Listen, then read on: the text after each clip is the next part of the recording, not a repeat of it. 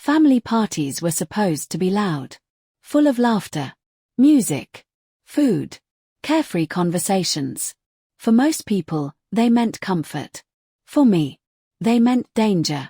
Because the worst day of my life happened at 1. I was 16. Still in school. Still dreaming. Still believing my parents would always protect me. That evening, our house was crowded. Relatives had come from different cities. Kids were running everywhere. Adults were busy gossiping. Music was playing too loudly. No one was really watching anyone. I remember standing near the staircase, holding a plate of snacks, laughing at something my cousin said. And then, someone pushed. Not on purpose. Not with hate. Just careless. I lost balance. My foot slipped. My body tilted. And suddenly, I was falling. Down the stairs. Step after step. My head hit first. Then my back. Then my leg twisted painfully. I don't remember screaming. I only remember darkness. When I opened my eyes, I was on the floor. Faces hovered over me. Blurred. Panicked. Someone was crying. Someone was shouting my name. I couldn't move. My right leg felt like it was on fire. My neck was stiff. My vision kept fading. Call an ambulance, my aunt screamed. Quick. But my mother pushed through the crowd. No, she said sharply. Wait. Everyone stared at her. Wait, my uncle repeated. She can't even move. My mother looked annoyed. The party will be ruined, she said. Let's take her ourselves. Take me ourselves. In a small car. With no equipment. No support. No urgency. I was carried outside like luggage. Put in the back seat. Every bump in the road sent pain through my body. I bit my lips to stop crying. At the hospital, doctors rushed me in. X-rays. Scans. Tests. Whispers. Serious faces. Finally, one doctor came out. She has multiple fractures, he said. Spine compression. Internal bleeding risk. My heart dropped. She needs surgery, he added. Immediately. I looked at my mother. Terrified. Hoping. Praying. She would say yes. She would save me. She crossed her arms. How much? She asked. The doctor told her. Her face hardened. That's too expensive, she replied. She's young. She'll heal. The room went silent. Without surgery, the doctor warned. She may never walk properly again. My mother shrugged. We'll manage. I felt like I was disappearing. Right there. On that hospital bed. I wanted to scream. But I couldn't move. I wanted to beg. But I had no strength. I was 16.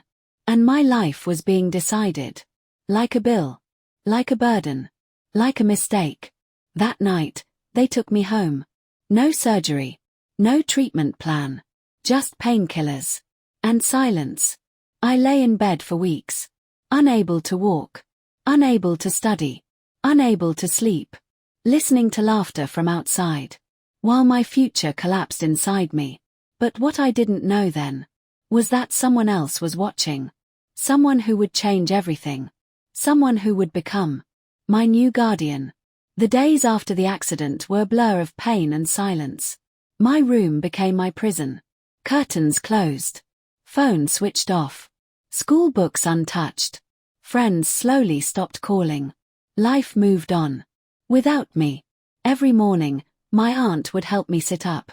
Every night, she would massage my swollen legs. Quietly. Without complaint. Unlike my mother. She acted like I was an inconvenience. Don't exaggerate, she would say. People survive worse. When I cried at night, she turned up the TV. When I asked for another doctor visit, she said, we already spent enough. Enough. On my broken body. On my shattered future. One afternoon, 2 weeks later, my condition worsened. I couldn't feel my toes. My back burned constantly. I was scared. I begged my mother. Please, take me back to the hospital. She was on her phone. Scrolling. Laughing. Later, she replied. I'm busy. That word, later, could have ended my life. But someone heard. My uncle. My mother's younger brother. He had been quiet since the accident. Watching. Listening. Recording. Yes, recording. Without telling anyone.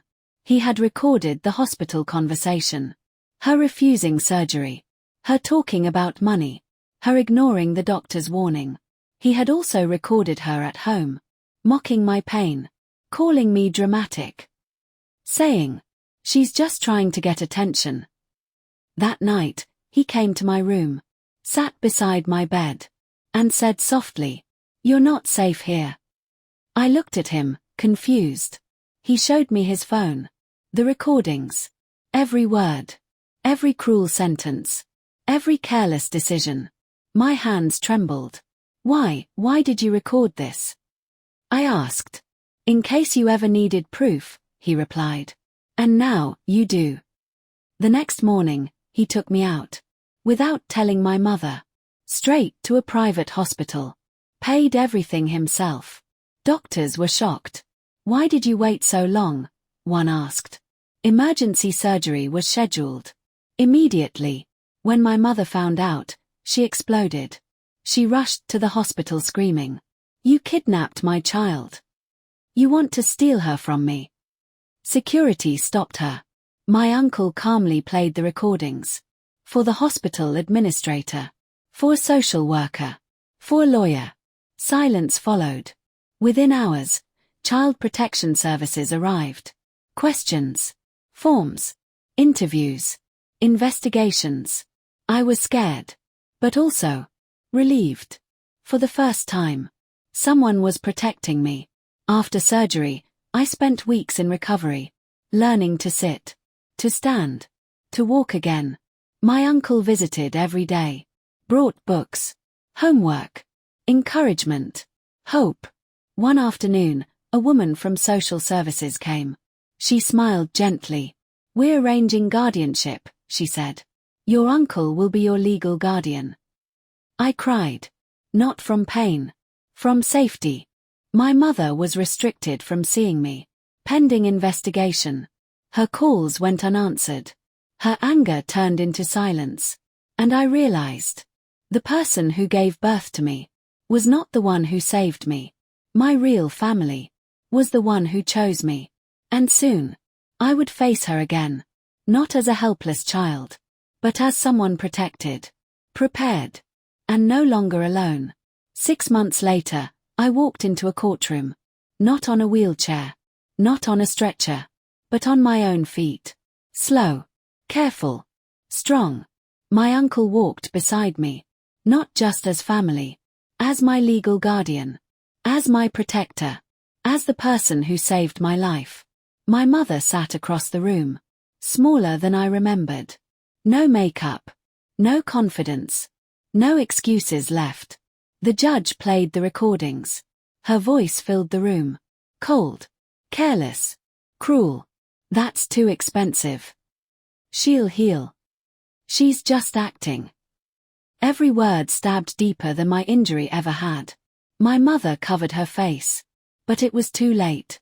Truth doesn't disappear when you close your eyes. The judge looked at me gently. "Do you feel safe with your mother?" he asked. I took a deep breath. And said, "No." One word. Honest. Powerful.